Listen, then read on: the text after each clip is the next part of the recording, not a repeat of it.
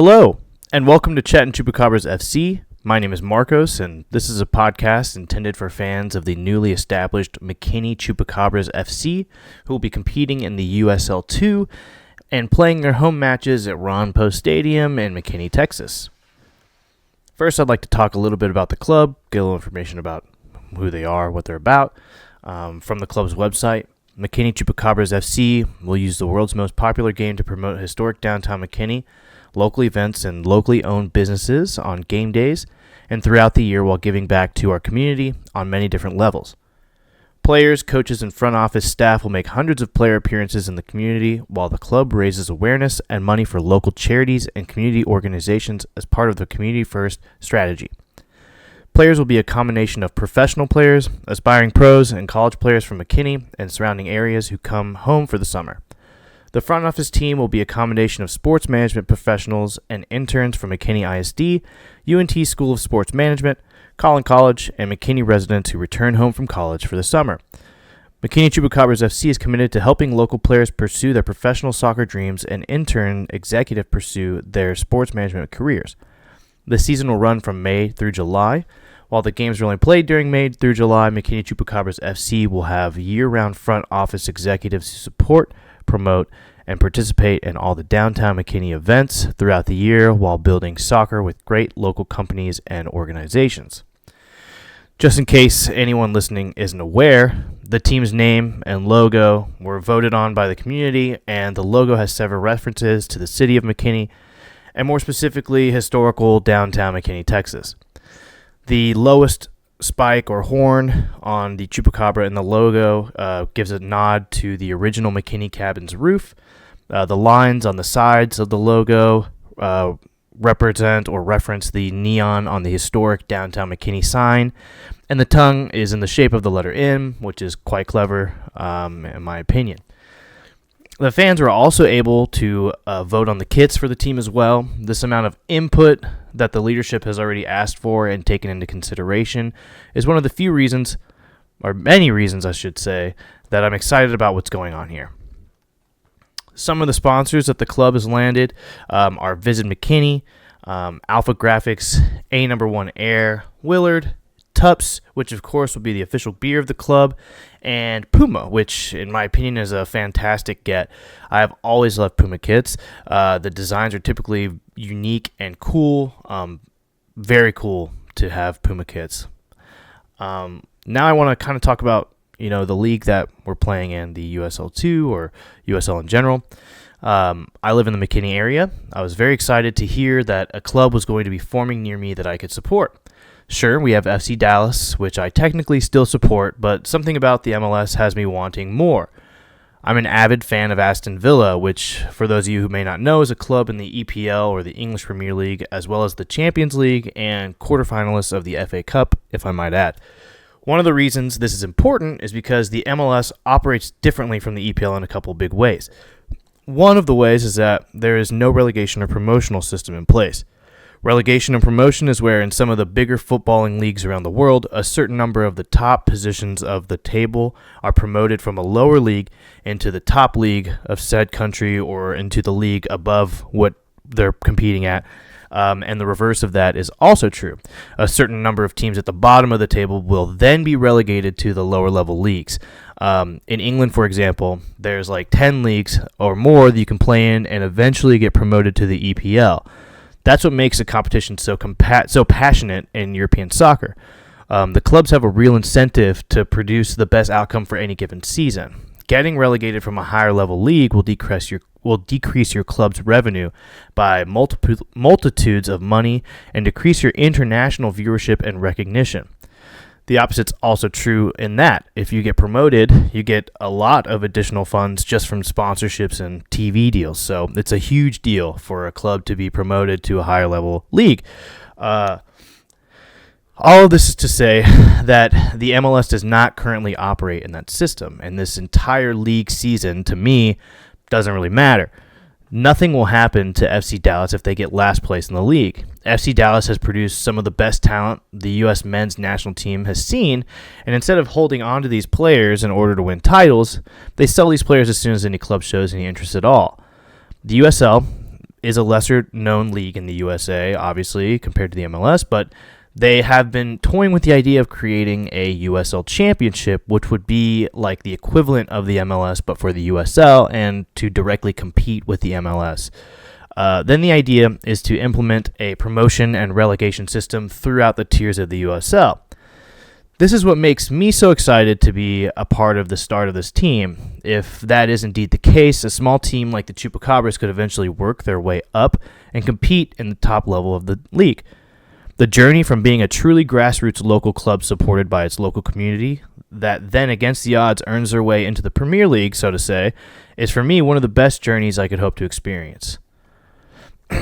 Now I want to speak very briefly about Hitch, who's the owner and managing partner of the club, and some of the things I've learned about him from our few pleasant interactions. If you don't know, he owns ProRel, which is a very cool soccer shop / hangout in downtown McKinney. And if you're in the area, please stop by, check out some of the very cool kit selections he has. Pick up your Chupacabras merch or even crack a beer. From the bio on the Chupacabras website, it states Michael Hitch is a 28-year soccer management executive who spent over 12 years in Major League Soccer. Known as a strategic thinker and soccer pioneer, Hitch has won numerous MLS business awards during his MLS career, which started as entry-level ticket sales rep at DC United, before moving to Colorado Rapids as director of sales, then was vice president for sales for LA Galaxy before finishing as the GM of FC Dallas. Based in Dallas and actually McKinney, Hitch owns a sports management company called Playbook Management International, who has worked with over 100 professional soccer teams, leagues, venues, and soccer events all over the world, and has investments in multiple sports properties, including 19 soccer teams and other sports businesses. Hitch is married to Jamie, who is from Baltimore, Maryland. He has a daughter, Eleni, who's a sports management executive and graduate of Texas Tech. His son, William, plays college soccer for VCU in Richmond, Virginia, and has played NPSL soccer for national champion Denton Diablos, who seem to potentially be a rival of ours, a divisional rival, considering they're in such close proximity to us, and they are also currently entering the USL this year. So that we'll see how that pans out. That should be a good, fun rivalry to witness. He also played for the Annapolis Blues in 2024. So based on all of that, we can see that he is serious about ownership. He knows a lot about the sport, and I'm personally very pleased that we have someone who seems to be so knowledgeable about the business of soccer in our corner. I have some merch from some of the other clubs that Hitch owns, and I also have, not knowingly, played Football Manager as one of the clubs he owns from England called Alfreton Town.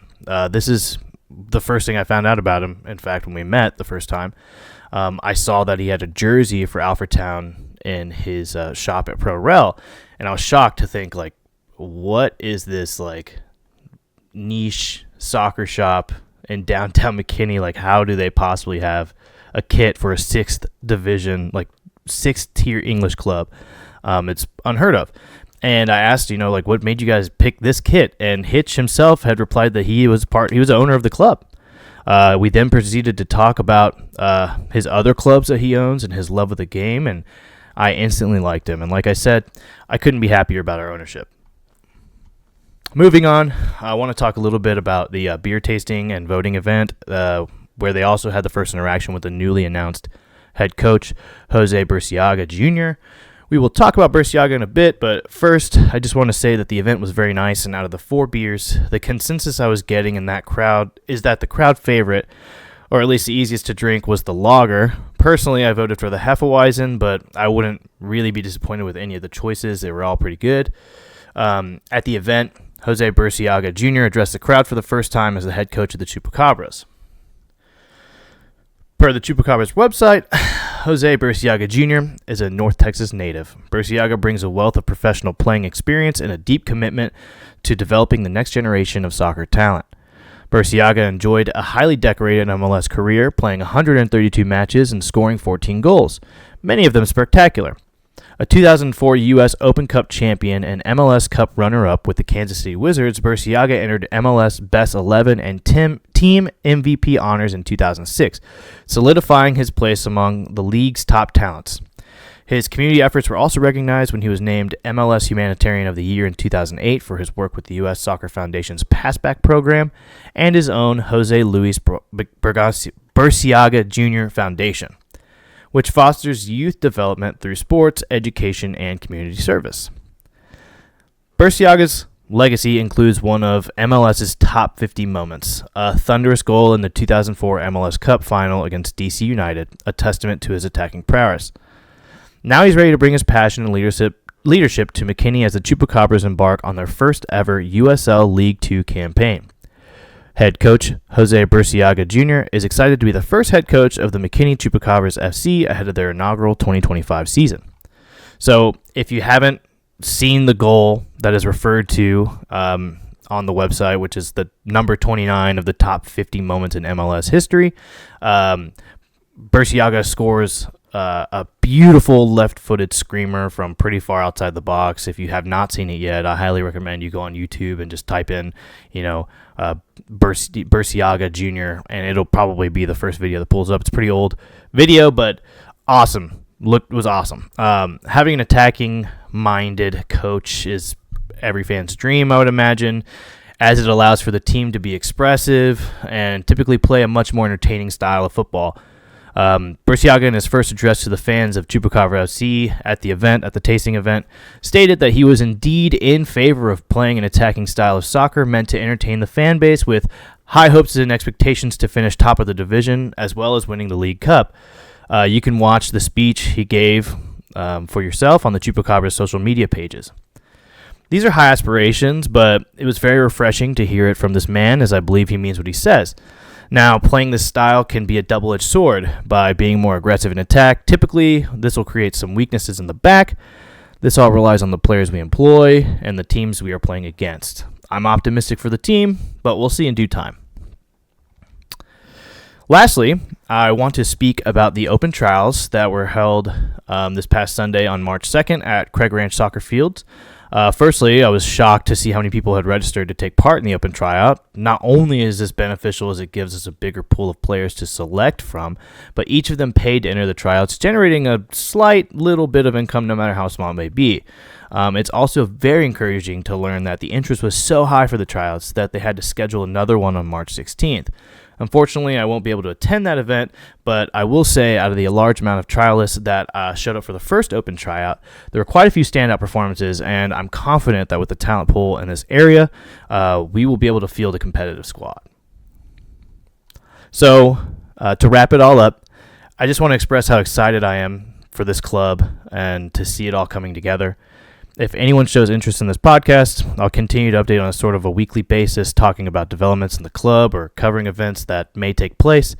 Eventually, when the season begins, I want to talk about, games, our formation, our players, stats, all of that good stuff. But for now, I'm just kind of putting this out there and seeing if the interest exists at all for this content. I would love to interact with anyone who wants to talk about the team, so please drop something in the comments below or head over to our page on X where I'll try to be fairly active as well. Thank you so much for taking the time to check out this podcast, and up the Chupacabras.